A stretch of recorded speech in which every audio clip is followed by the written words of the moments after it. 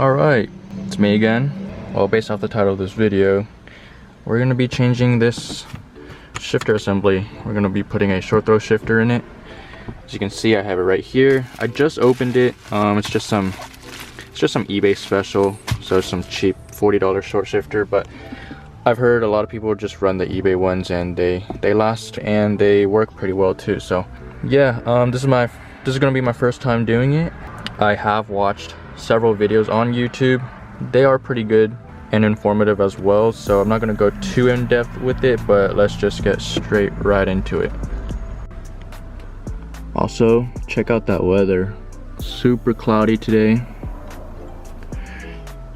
Hopefully the lighting doesn't turn too dark or it doesn't take longer than expected, but basically we're gonna have to remove the shift knob right here, pull on this bezel piece, unplug cigarette lighter from the back, and then you're going to have to slide your seat back, but there's going to be one screw down there and one screw down there, and then you open this up, and well, I have a lot of stuff that I gotta take out, but there's going to be, I think, like 2 bolts down there as well.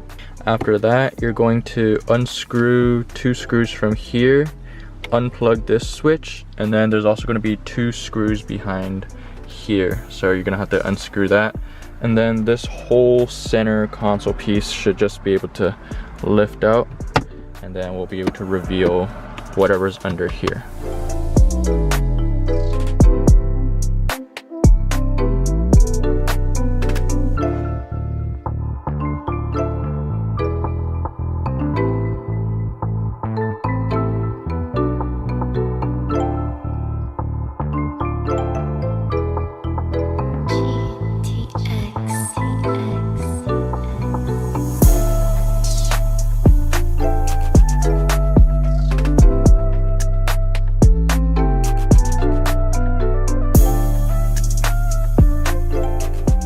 So I just took the screws out from this side and the other side, and I went ahead and took out 2 10mm bolts from here. So now this whole thing should be able to just slip right out.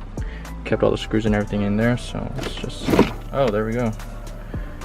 Easy as that. Just slowly lift it up, and I'm just gonna set it aside.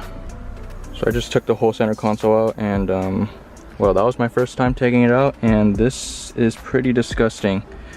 I got chips in. Man, this is disgusting. Oh look, and there's a knife in there, salt packet.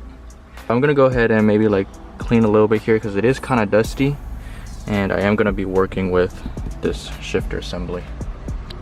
So I just finished vacuuming. It's not the best cleaning. There's just so much sticky stuff and dog hair and food. So one of the main reasons why I don't eat in my car, I don't let anyone eat in my car, and I don't even bring my dogs in here just because their hair, their fur goes everywhere. Eventually I'm gonna do like a deep cleaning, but as of right now, this is clean enough, at least for me, to work with. But anyways, we're gonna remove 1, 2, 3, 4 bolts. They are 12mm. And then I'm going to try to knock this little metal rod out. I'm probably using like a screwdriver or something, just hammer it out.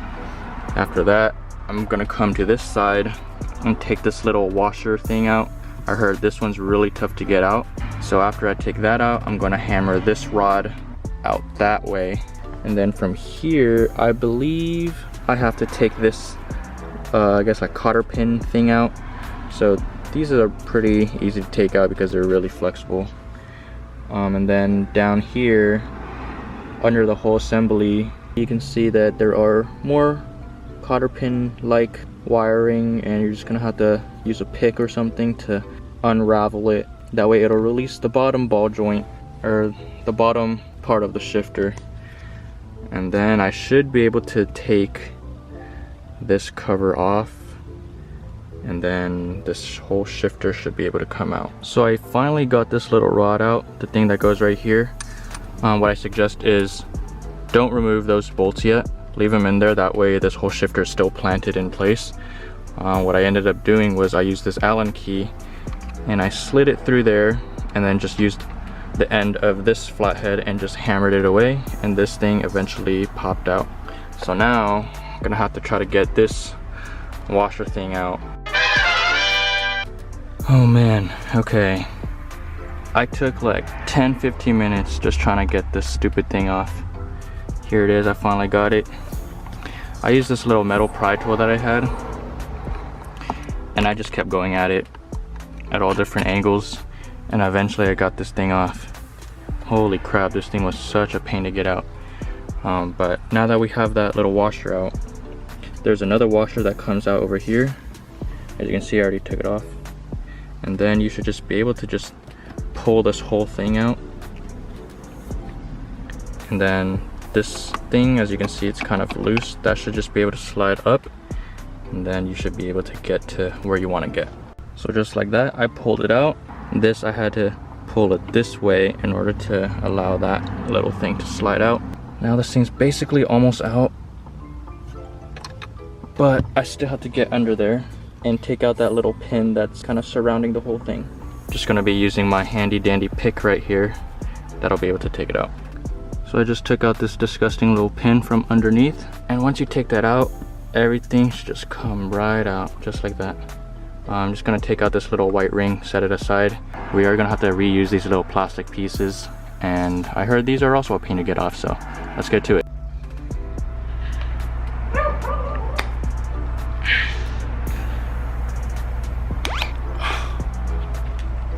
Holy shit, finally got it out. The second one took way longer. God damn, dude, why couldn't they just give us new little plastic pieces instead of making us reuse them? Holy shit, that was such a pain. Well, as you saw, I used my feet and I used a little crescent wrench. God damn. All right, let's put everything back together now. Oh, and also, well, this is the old one, but I'm gonna have to put some grease on here. I got this. Not sure if this is the right one, but it says multi-vehicle high temperature red grease. So that's what I'm gonna use. All right, so I got the new stuff right here. So here's a new one. Let's just compare the difference real quick. So yeah, significantly shorter. Well, not too much shorter, but it's definitely gonna shorten the throw by a lot. And then some hardware right here. Some washers, some bolts, and then these little bushing things. Yeah, so they don't even come with these little plastic pieces, which is kind of stupid if you ask me, but all right, I'm just gonna grease these up and I'm gonna take everything back into the car.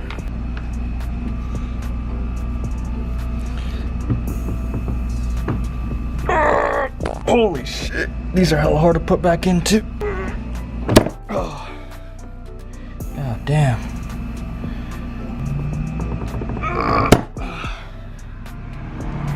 Holy shit. Now I'm just gonna put everything in reverse order. Also, I'm gonna have to put these little bushing things. I think I have to remove the old ones that are over there. And then these nuts and bolts. I just think it's kind of funny how they gave me this replacement rod thingy, the one that goes somewhere in here, but they didn't give me those little plastic earbud looking pieces.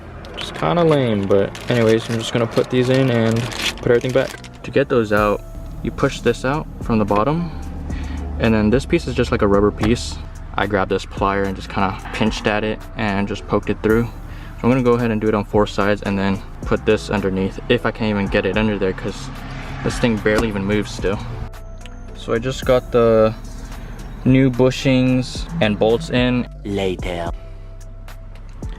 Oh man, I never want to install a short shifter again on a Celica, because holy shit, that bottom cotter pin thingy that goes right there, that was a bitch to put on. And then when I was hammering the new rod in, that was a bitch to put back in. But anyways, that's besides the point. Finally got it in. As you can see, the throws are significantly shorter. So I'm gonna go ahead and put everything back together and then go for a little test drive, see how it feels. Should feel really nice. I mean, it already feels nice without the car even running, but yeah, let's go. So I got everything back in, as you can see, center console, bezel, shift knob. So right now my only complaint is that I guess the threads aren't long enough, or they're not the same as the OEM shifter. So you can see My shift knob's not even aligned properly. This is as tight as it goes. If I go like this, it's supposed to be like this, right? But this is as tight as it goes. I've already tried, I mean, if I even try to spin it all the way around to align it properly, it's gonna be so tight, and I'm probably gonna end up making my own threads or something. So I was gonna look for a different shift knob anyways, but I guess this will do for now. I mean, I already know the shift pattern anyways, but it's not straight. So yeah, that'll do it for now. But shifting wise, feels pretty good. This took way longer than expected. I started at like 1:30. It is 4:52 right now. Of course, you know, nothing ever goes as planned, but it's all good. Finally got it done. I'm gonna do this little POV shot of me shifting. I'm gonna go for a little drive and I guess maybe give you guys an idea of what it looks like.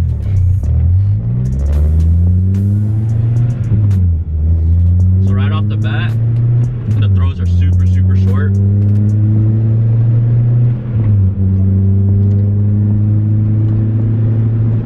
It actually feels really good.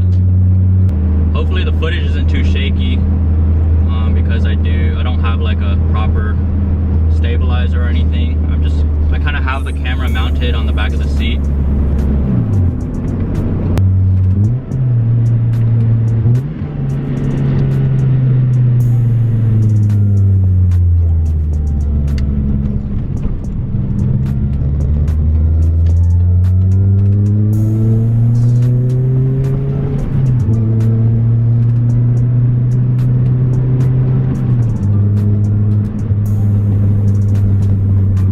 I think my only complaint right now is that because the shifter is a lot shorter, this shift knob is not ideal, because before it was a little bit taller, so I was holding it like this, but now it's like this and it just feels kind of awkward. So I will be looking for a different shift knob, like a cylinder shaped kind or something, just so I can hold it like this instead. But yeah, I mean, overall I think this is a really nice shifter. For 40 bucks, you can't complain. So yeah, would I recommend it?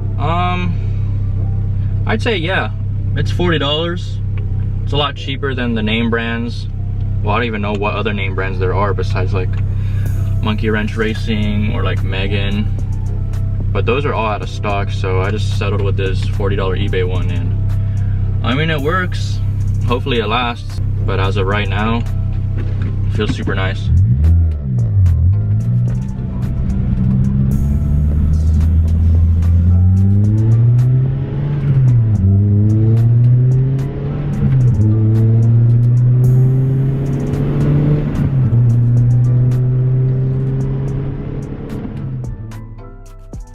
Also, if anyone's interested in these little steering wheel emblem sticker thingies, I finally made a bunch of them, so I have them for sale. I got these ones with the little horn symbol, and I also got them without the horn symbol. So I got two options. I'll have the information in the description on how you can buy one.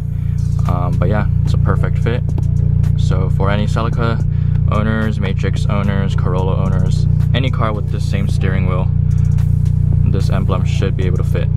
But yeah, check it out.